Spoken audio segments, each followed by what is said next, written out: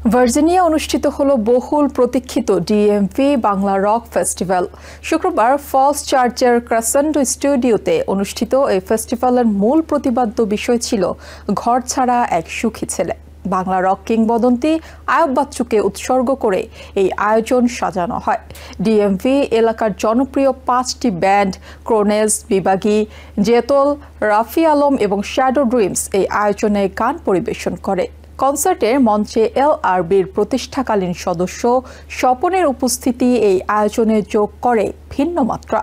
উৎসবের প্রধান আকর্ষণ ছিল আয়ুব বাচ্চুর স্মরণে বিশেষ পরিবেশনা, যা দর্শকদের গভীরভাবে নাড়া দেয়।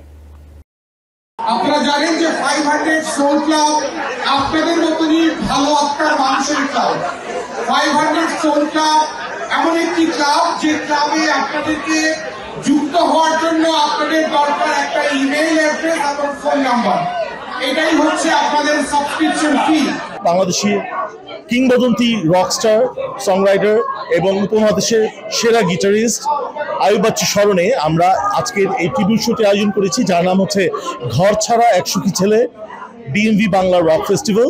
আমাদের একই সাথে অনেকগুলো ব্যান্ড, ডিএমভি এরিয়ার অত্যন্ত গুরুত্বপূর্ণ ব্যান্ডগুলো যেমন জটিল, ক্রনেজ, বিভাগী, শ্যাডো ড্রিমস এবং রাফি আলম, তারা একের পর এক আমাদের আয়ুব বাচ্চুর অনেক সুন্দর গান উপহার দিয়ে যাচ্ছেন।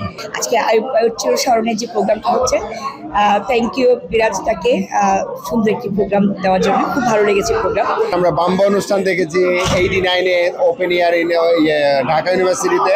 আর আজকে আমাদের খুবই দুঃখিত যে বাচ্চু ভাই আমাদের সঙ্গে নেই, বাট আমরা ট্রিবিউট অনুষ্ঠানে সবাই একসঙ্গে আসছি উপভোগ করার জন্য। প্রয়াত বাচ্চু ভাইয়ের স্মরণে, যার গান শুনে আমরা বড় হয়েছি, ওনার স্মরণে এখানে গানের অনুষ্ঠানে আমরা আসছি।